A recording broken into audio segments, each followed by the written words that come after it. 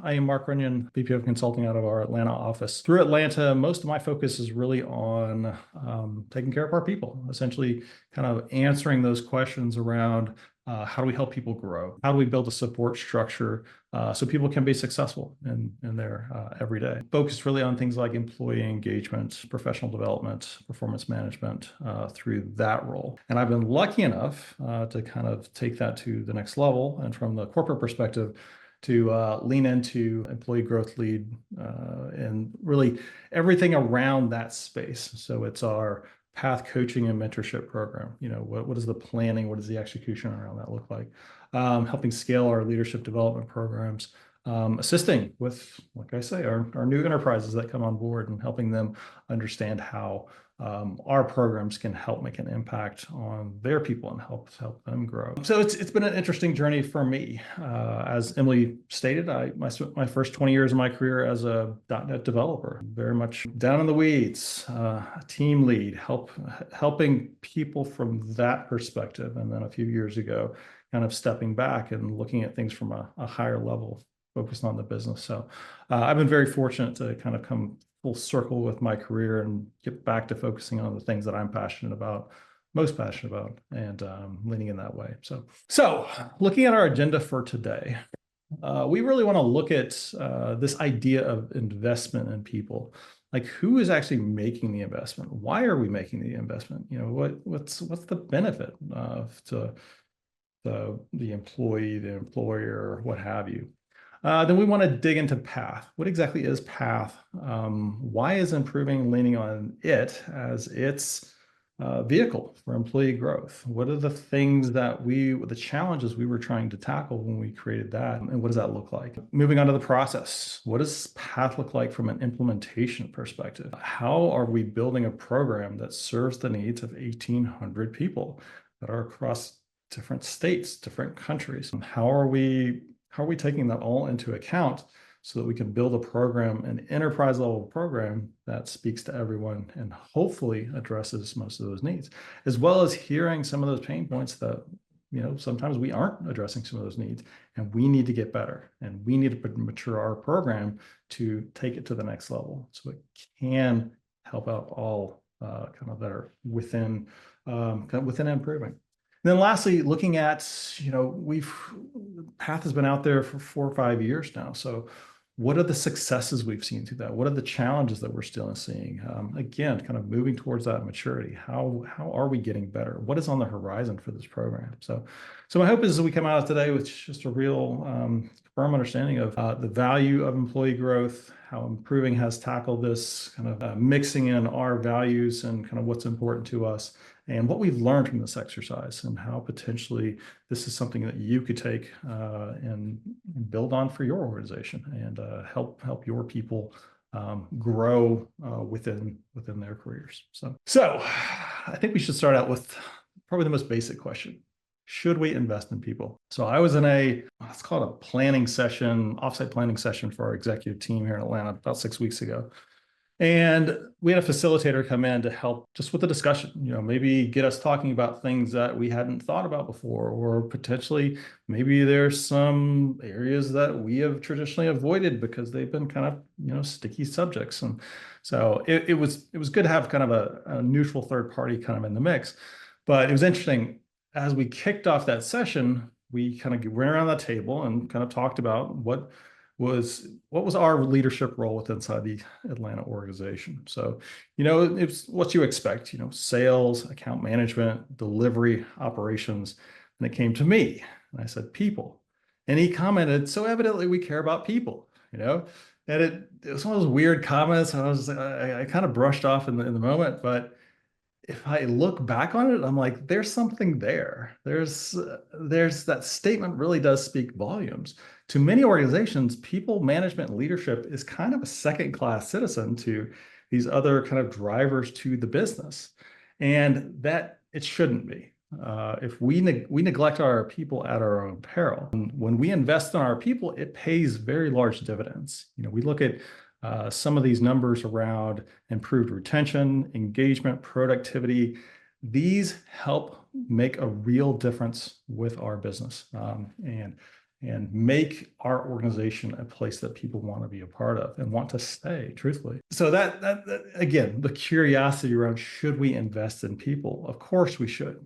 So essentially, what does that look like? And how do we make it so it's not, that's that thing that's over there off to the side that we're not really talking about too much, but it is within the mix of all the other important things that we consider drivers of our organization. So who is making this investment? So I think it depends on kind of what side of the table is kind of what first comes to mind. So if you're sitting on the management side of the table, you're probably thinking to yourself, hey, we spent $400,000 on employee growth efforts last year. What did we get out of it?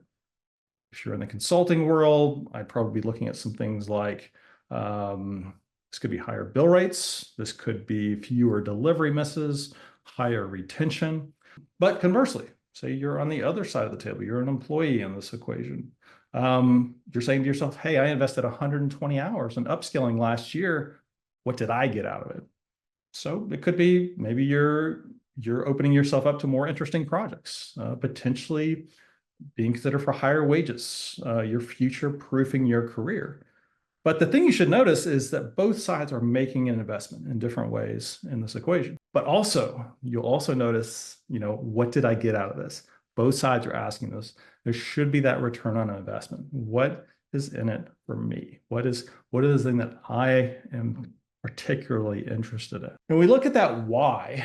There are a few interesting kind of statistics that come up around this. This idea that in 2025, it's anticipated that 50% of employees will require reskilling to meet evolving job demands. So there's obviously the things out there that we hear in the news every day, whether it be AI and cloud and these things that are kind of adjusting the job roles that we've traditionally thought of in the past, and adding additional responsibilities or reshaping what those job roles look like. And we're seeing this within my world today. If I look at 2024, from an operational standpoint, it's an interesting dance, the consulting side of things. If these people come off engagements, they have certain skills, we're signing new business over here. And, we do that dance. We try to figure out, okay, well, who lines up correctly and how do we get somebody moving so that we can get them billable and get them kind of onto their next thing. That has been traditionally, it somehow all has worked itself out in the past. This year, I've noticed a lot of gaps. I've noticed that this person, we have a .NET developer, we have a project manager, we have a UX person, and then over here, we're selling Databricks, we're selling Snowflake. These things aren't necessarily lining up anymore. Traditionally, we have small gaps. We hire some people to kind of fill those new needs that are coming in. But I'm noticing larger gaps. I'm not seeing quite as much demand as for the stuff that we've traditionally sold. And I'm seeing new opportunities open up wider. So how do we help take care of these people so that they can help meet the new demands that are kind of showing up? And that really is that upskilling. How are we investing in people? How are we helping people get to that place? Because I can always hire new people, but we've invested a lot in the group that's already with us. We like them a lot. We want to see them stay here and grow with us. So we have to resolve that. That is kind of something that the employee growth helps us get to a better place. 60% of employees report that they had never received workplace training and had to teach themselves. Again, it speaks to this gap that, the needs that companies have versus how they're being addressed. So are we giving people the tools for success? And if we don't, then when we get results that are less than awesome, then the only people we can blame is ourselves as the business. Companies with comprehensive training programs achieve 24% higher profit margins. So over those who don't. So there's a strong financial incentive for companies to make this investment. The marketplace is rewarding that investment. So, and that makes sense if we think about it, because people who are happier, they're more fulfilled, they're going to deliver at a higher level. They're going to do better work. They're going to be more invested, engaged, and care about the things that they're doing. And lastly, 70% of employees would consider leaving their current job for one that invests more in their growth. So employees crave growth. No one wants to be static. No one wants to work themselves into obsolescence. When we look at kind of the key drivers to people either choosing or staying at a place, salary tends to kind of come to the top when I'm considering a new job option. So kind of making that initial decision, which makes sense because I can't really see the inner workings of the culture, the leadership, the growth areas until I get into that organization. But once I'm in that organization, the things that keep me there are those things. It is, what are you offering me around employee growth? Who's supporting me from a leadership perspective? What is the culture that organization has built kind of to support me, to support my coworkers? So that's kind of an interesting kind of call out from what drives this, what's important to people. So kind of switching gears, Improving's had all of these struggles and pain points that every other organization has had. So when it really kind of came to the forefront to us, those many years ago that we talked about, we really leaned on, what's important to us, what leans into our values, our principles that we find important. So first and foremost is conscious capitalism. For those who aren't aware, traditionally we think about business and capitalism as this zero-sum game. For us to win, someone else has to lose. And that's not only our competitors, but that's our employees, our vendors, all the people within our ecosystem. And with conscious capitalism, we simply say we can do better. Through this philosophy, we try to strive for a business model where everyone benefits. And through the lens of conscious capitalism, employee growth comes in kind of a few different places. Obviously, stakeholder orientation. How are we taking care of our employees? They're one of our key stakeholders. Just like shareholders, just like clients, we have an obligation to create value for our employees. So focusing on employee growth is a key to that value proposition. It also plays into the conscious culture. We can't have a healthy workplace if we're ignoring this very key component that wants to make people engaged, wants people to lean into. So last, this idea of conscious leadership and guiding principles. We go over to us fulfilling a promise that we have made to our employees through our 5 commitments. Right there at number 4, providing creative ways for each of us to learn and grow. We consider this kind of the fabric of who we are, and we created that path program to help drive that learning, drive that growth for those individuals that want to take advantage of it. So we see that employee growth program very similar, essentially a benefit to our employees. It's like a 401k program. It's like a healthcare plan. It is there for people who want to utilize it. It's not a mandatory thing, but it is strongly encouraged. Strongly encouraged in that we have a lot of technologists that work with us. And for anybody in the technology space, you recognize that if we're not continuing to push the envelope and understand kind of what's next, then we are slowly working ourselves into obsolescence. We have to gain those new skills to stay relevant. And it's on the flip side, it's not mandatory because people are at different places in their career journey. You could be leaned into employee growth really strong for, say, a year to developing new skills and doing great things. And hey, I need to take the next 3 months to work on some personal things or take some time. That's great. We understand there are times and places. So again, it's there for those that want to take advantage of it, and we position it that way. So why path coaching? What was it the thing that really drove us to say we need this? This is something that's important to us. We need to build a program for it. So Improving as an IT services firm, people are our business. We don't have a business. We don't have a company, essentially. We were hearing certain things from our people. We were hearing statements like, I don't see my career growing, i.e. somebody having limited potential. I'm looking for a new job because I'm not doing anything new or interesting. Stagnation. Somebody feeling stuck. I'm feeling my contributions aren't being recognized, that missed contribution. Like our tree graphic here, if we aren't nurturing people, if we aren't answering some of these questions and providing outlets for them, then it's not necessarily going to impact us today. But if we look out a year, 2 years, 3 years, the core of our business is going to rot. It is going to start deteriorating. We're going to lose our best people, and we're going to become a shell of ourselves if we're not investing in people. We're not proactively trying to answer some of these questions. So that's kind of where we were when we kind of went on this journey to say, okay, well, how can we do better? How can we build a program and a structure that will support people, that will facilitate this growth? Because essentially what's happening here is, we're without that program, we're telling people that there's a wall here. There's only so far you can go in improving. At some point, to advance your career, do more interesting things, to have your potential realized, you're gonna need to move on. You need to find another job. And no one within leadership was actually saying that, but the actions were saying that. And that what was coming through. So we recognized that we needed to do more. So that's where we kind of gravitated towards this idea of path. So path's purpose is the statement right here.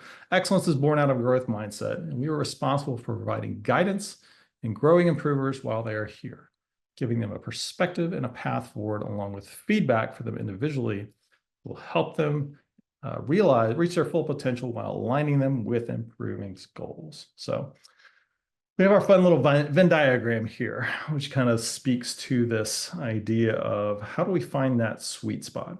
So improving has its goals over here, which essentially, here's our 10-year vision. Here's from an enterprise level what we're trying to accomplish. Here are our goals. Here's what success looks like for us at both a corporate level and an enterprise level. Great. The employees have their own goals and ambitions, things that they want to see for themselves, whether it's at their time of improvement or maybe potentially beyond their time of improving. And that's great too. But there are these places where these two things overlap. And by leaning into that area, we can have a benefit from both of us kind of working towards that end, and really kind of driving that benefit out of it. So that's kind of what we're shooting for here, which is not to say that you can't work on other things that are kind of outside of that range within path, but that's the ideal. That's kind of what we're driving towards. So we've talked a lot about path, as this mythical program out here, but kind of let's start looking at exactly what it is and how are we kind of building this as a vehicle for employee growth for improvers. So path really starts from you taking an honest look at, what are your ambitions? What are your skills? What knowledge have you gained over time? What past experience are you bringing to the table? And what are your personal characteristics, whether it be like a strength finders or a DISC assessment? What does that total picture look like? And once working with a path coach, the coachee can start identifying, what are those gaps sitting between where I'm currently at and where I ultimately want to be. And once those gaps have been identified, you can start to make baby steps towards closing those gaps using deliberate practices to help us get to these places that we ultimately want to be. So this is kind of the approach, just again, at a high level. Coaches don't provide answers, they ask great questions. So these are those open-ended questions that are really the goal is to help get you thinking. The thought is the answers are within you. It's just a matter of tapping into what are your passions? Where are the things that fuel you? What are the things that you want to drive your career towards? Your coach can't answer those questions, but they can help you help ask the right questions through visioning exercises to help you get there, to help figure out what are these things.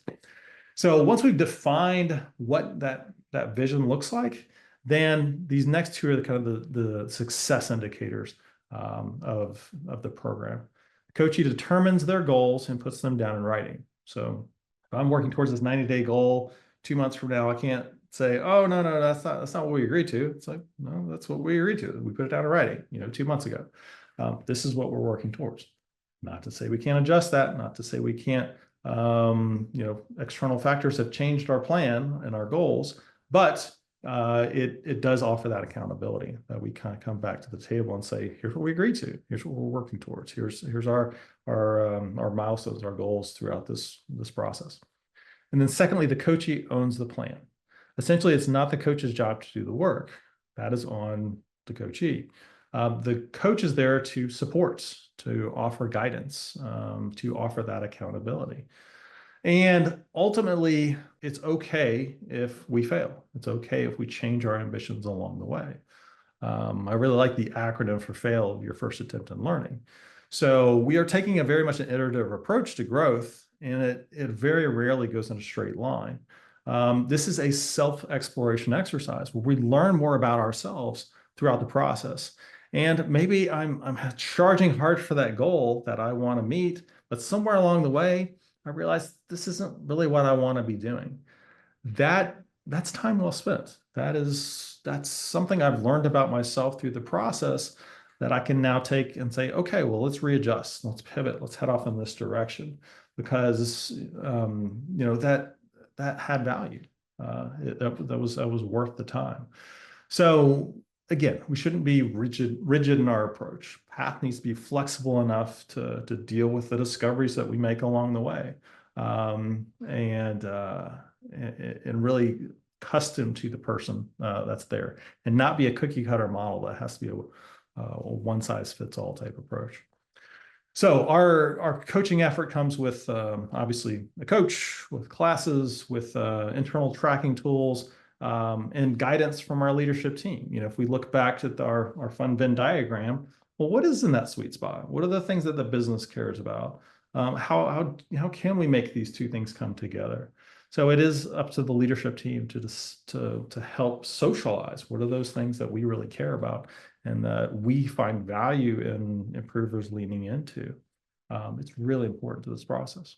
So path and employee growth.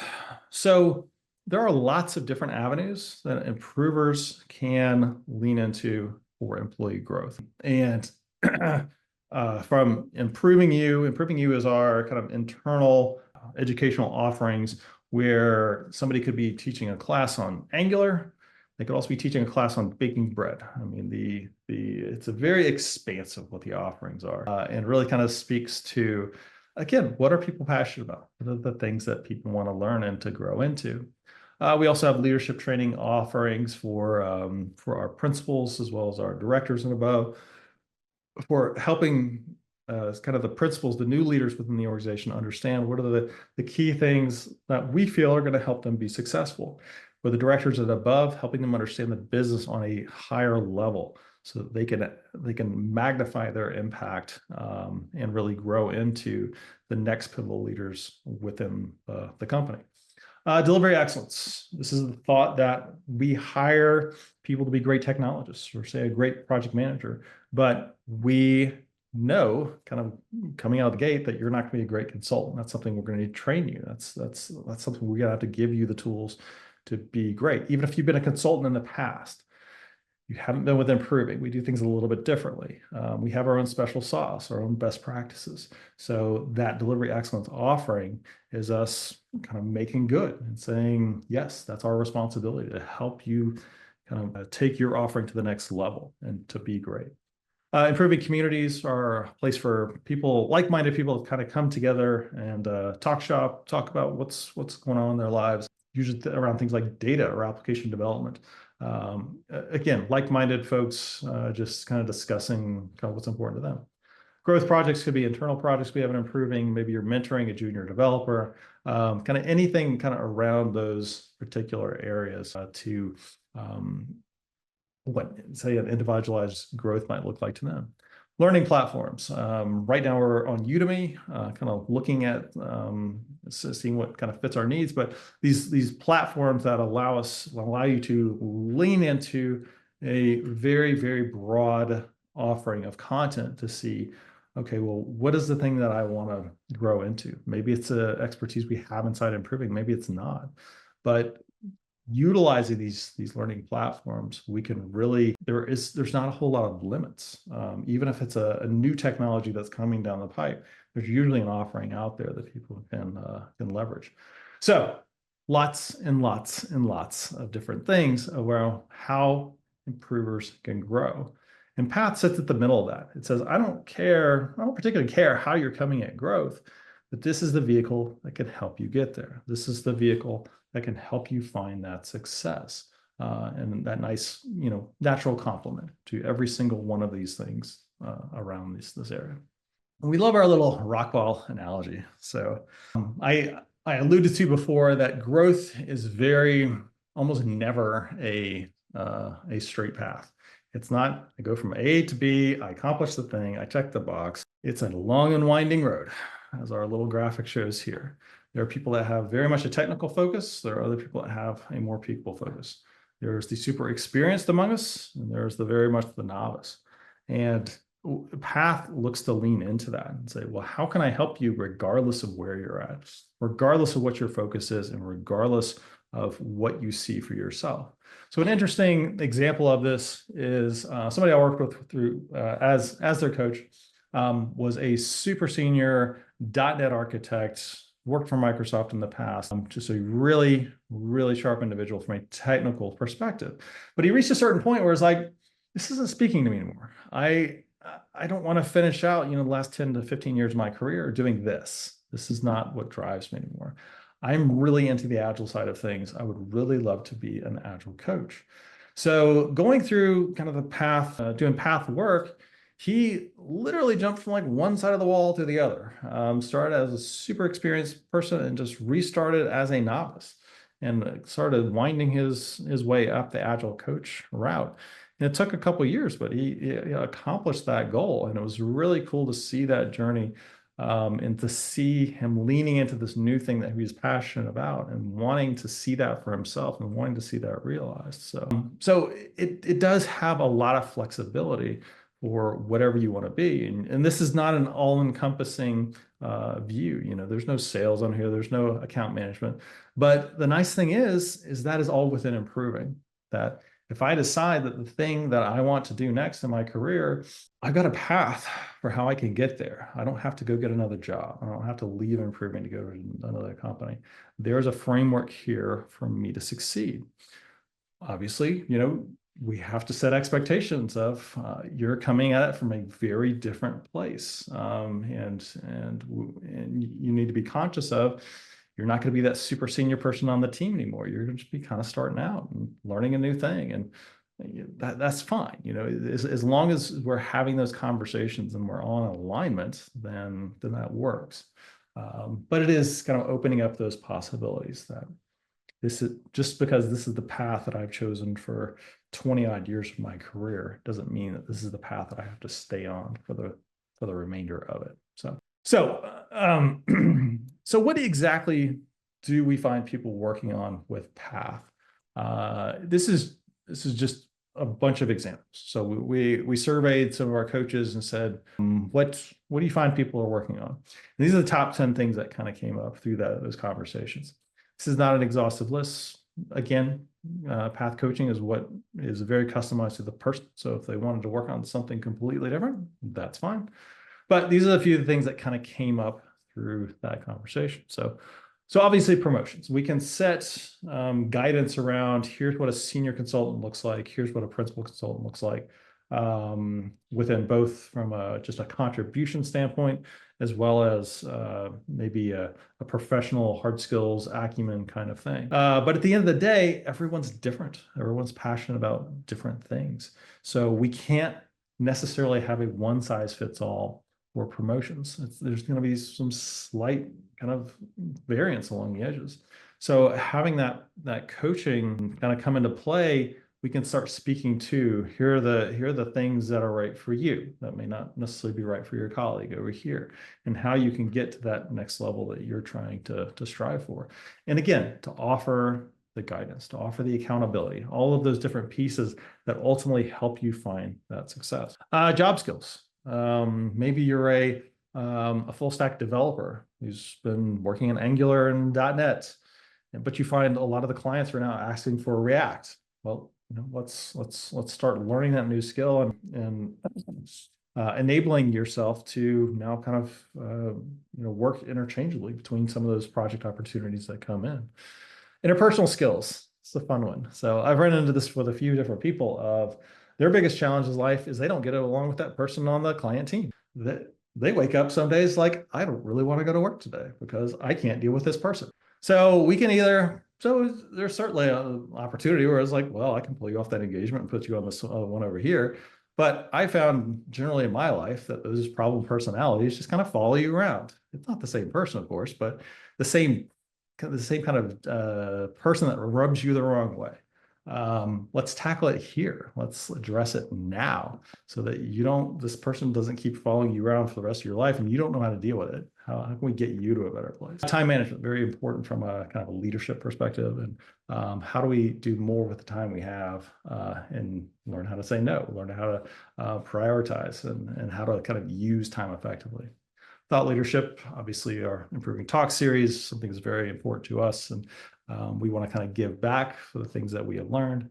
Career pivot, we talked about my colleague before, who went through the transformation from developer to agile coach. Leadership, from say I want to be on a leadership path. If that's in my future a year, 3 years down the line, then I guarantee you there's probably pockets of just skills that need to be developed to help you get there. Maybe you struggle with time management. Maybe you're not a great public speaker. There are certain things that are going to be along that leadership path that you're going to have to tackle before you feel confident and comfortable within that space and able to take on that next challenge that you see for yourself. Certification. Obviously, if whether it be Azure certification, Salesforce, AWS, what have you, very key to a lot of the partnership efforts that we're doing internally, as well as helping people understand, kind of putting a stamp on their expertise, saying, yes, I am great. Salesforce says so themselves. So these are important not only to us, but also the business. So we can look down that list, we were talking about kind of the sweet spot of what are the things that improving values and the improver values. And we can kind of go through and check off each one of those. It's like, that's important to both of us. These are the things that we really want people to lean into and invest within themselves because both sides benefit from that activity. So it's kind of that principle in action. So from a path perspective, from the execution side of things, 90-day commitments are kind of at the core of what we do. It is the SMART goals, the setting specific, measurable, achievable, relevant, and time-bound goals. There's a quote from James Clear in Atomic Habits that goals are good for setting direction, but systems are best for making progress. It's our fun little graphic here that you have your goal by itself, not terribly helpful. You got your system by itself, again, not terribly helpful. But once we pair the two of those things together, we can actually accomplish something. We can see forward momentum and accomplish what we're trying to achieve. So this 90-day commitment concept is bringing together the goals with the systems to help people achieve them. So when we're walking through these 90-day commitments, we are asking these questions. It starts at a very high level and gets progressively granular as we go. First off, what is your career ambition? What do you want to see for yourself? I will tell you from experience and working with people, not everyone has thought about this. Not everyone has really kind of done the introspection to be like, here's where I ultimately want to be 10 years, 20 years, sometime in the future, way down the road. And figure that out. And the thing here is there's no wrong answer. When I tell people, when I give a kind of our version of this internally is, you want the CEO's job, go for it. I wouldn't necessarily recommend it myself, but seems like a lot of work, but the world is your oyster. Dare to dream big and take on whatever best speaks to you. So the only limitations really are the bounds of your imagination. So that can take some time to figure out, okay, well, where do I want to be? What does that vision look like for the future? And it can take some conversations to kind of dig that out. Be like, okay, well, here's what I'm passionate about. Here's the thing that I want to see for myself. So we step back from there and say, okay, well, we define this career ambition. So what is the 1 and 5 year goals of how I'm going to get there? There are things along the way that I'm going to need to accomplish to be successful in this greater thing that I see for myself. So take our leadership example. So say I have intermediate term goals around becoming a better public speaker, having better time management for my ultimate 1 to 5 year leadership goal.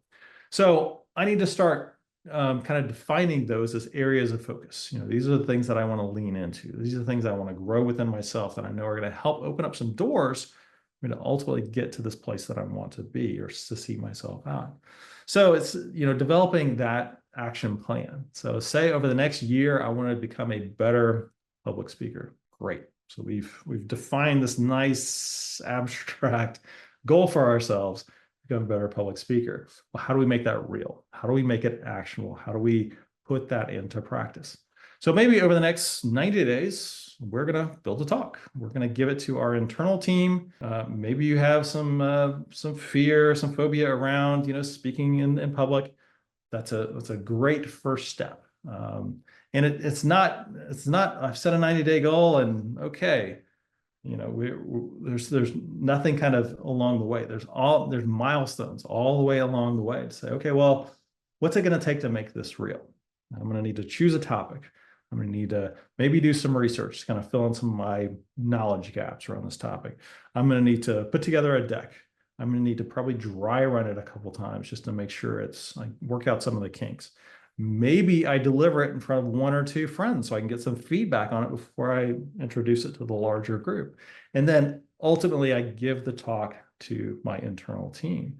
So that's a great accomplishment. And as you see, there were lots of places along the way where, the coach can help. The coach can offer guidance. The coach can come in as accountability, be like, hey, you said you were going to be here by this date. How are we doing?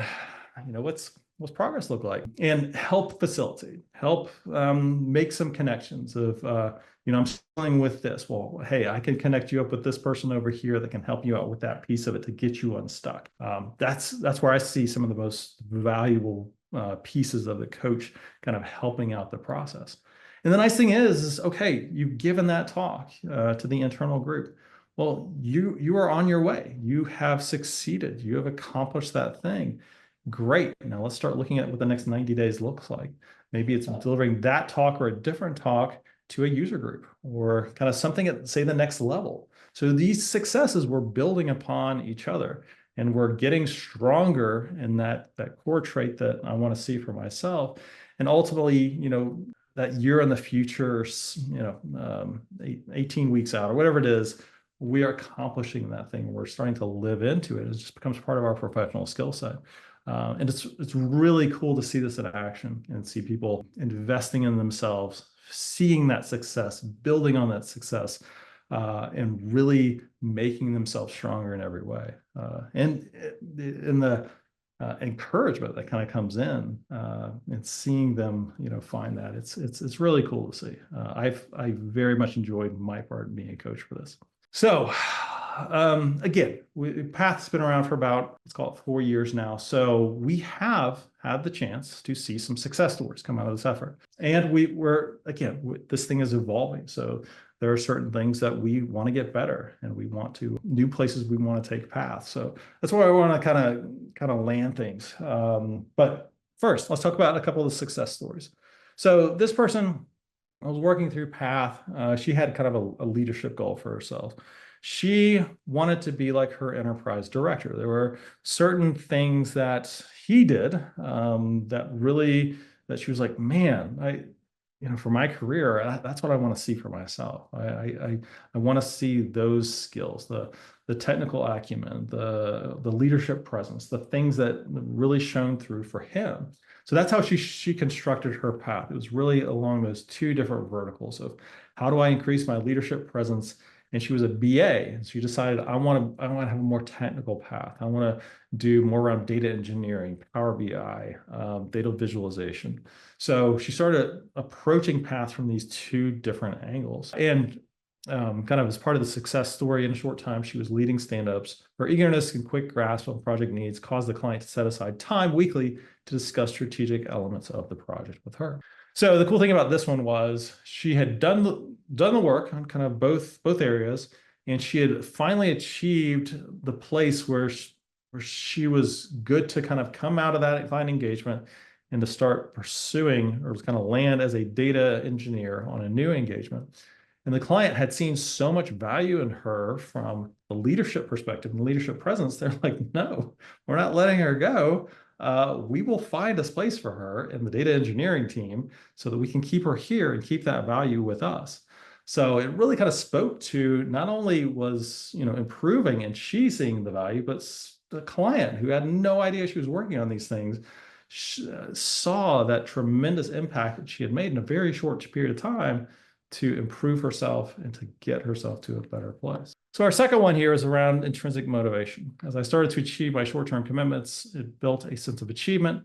This motivates me to keep going with regular visioning to the future and setting goals and learning new things. So the cool thing about this one was that they saw that Path was a framework that could help them not only with their professional goals, but with every other part of life. So this person was leaning into their professional goals, accomplishing them kind of on the 90-day commitments, building new goals upon those, and really seeing the impact for themselves personally and be like, hey, why can't I take this to, say, my personal finances, to my home life, to my spirituality, all of these other areas that I would love to see improvement in myself.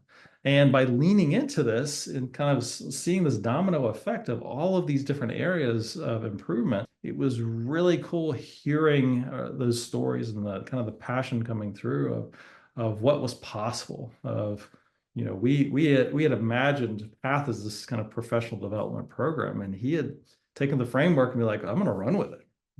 I'm not just going to confine it to the personal side of my life. There's so many more possibilities. There's so much more I can accomplish. So kind of hearing that and seeing what that actually looked like in practice was really cool. It was really, really special. So nothing's ever perfect. When we talk about any major corporate program, it's not going to always be rainbows and puppy dog tails. There is heavy lifting. There is getting coaches trained. There is understanding pain points that are within kind of the different audiences that you're serving. We're trying, ultimately, as I said before, we're trying to build a program that speaks to the needs of 1,800 people. And improving is not going to stop growing anytime soon. Days to come, we're going to need to, deal with, probably an audience in Europe and in Asia. As I said, we just brought on a team from South America. So we're going to have to take these different voices and bring them to the table, and hopefully we can all kind of benefit from that experience and speak to all of these separate needs that all of our constituents have. So at the end of the day, we do, Stephen Covey's Speed of Trust is something very important to us, and we from a program perspective, we lean into the get better side of things. We recognize that our program is not what everybody needs it to be. How can we start hearing some of those pain points and making sure that we are building a program that everyone wants to be a part of and we can all be proud of as improvers. So some improvers have kind of said very rightly, hey, you guys have kind of neglected mentorship in this effort that you created through Path Coaching. We very much agreed that pairing, some people really need to be paired with that expert who knows the things, who's been on the path, who can call out all the roadblocks that are coming along the way, that can help them understand the vision of where this thing is going. That has a lot of value. So we've been actively building that out and hope to be launching that early next year. But through that, we've had to lean on, important people within the organization to help understand what do learning paths look like, and how do we deal with some of these challenges where we have a pocket of knowledge over here in this enterprise, but this person over in this enterprise needs it. That coordination that really hasn't kind of come up in our Path Coaching side of things. So it has presented some interesting challenges for us that we're game to take on, but it has been a little slower than before. The biggest pain point that I've heard through Path is time. Everybody has the best of intentions. When you sit down and map out, here's what I want the next 90 days to look like, or here's what the goals I have for myself. And then life happens, essentially. That you roll off a client engagement, you roll on to the next one, and you have to put all your Path goals on hold so you can ramp up and learn the new things that are going to make you successful in the next engagement. I get it. These are or stuff comes up in your personal life and you have to take time away. Hopefully that the coach and the coachee are meeting on a regular enough basis where we can kind of call these out and just be like, this goal I had set just isn't going to happen. How can we recalibrate? How can we reconfigure that? Maybe we stretch this goal out, maybe we cut it in two, and we tackle it in two different 90-day periods, so we can actually get to what we're trying to accomplish. But kind of the biggest things, kind of when I hear those, those essential time concerns we all have, but sometimes it's around like motivations. Like I just didn't do it. I just didn't feel motivated to lean in and do that thing that we agreed that I wanted to work on. And I kind of bring it back to, is that the right goal? Is that really what you want to be working on? Because obviously, if you're not motivated to do it, then it may not be right. Let's rehab that conversation and figure out what was the miss there. How can we do better? How can we readjust and learn something from that, so we can get you to a better place? Yeah. If you're just not making the time, there doesn't need to be a question, is professional growth important to you? Each of us are coming from a different place. So it's okay if you're saying, no, it's not. I think we need to have an honest conversation about what that means from a career perspective. But I understand. So for some people, it's just like, I'm good where I'm at.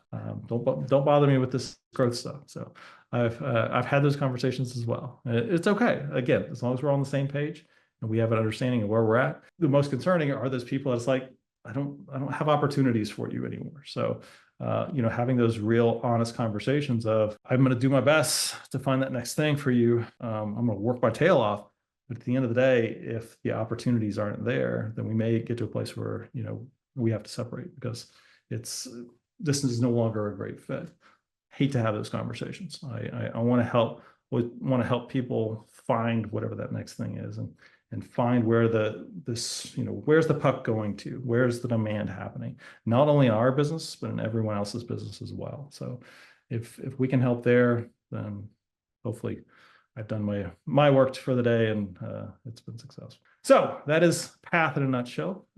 So I thank you all for being a part of this.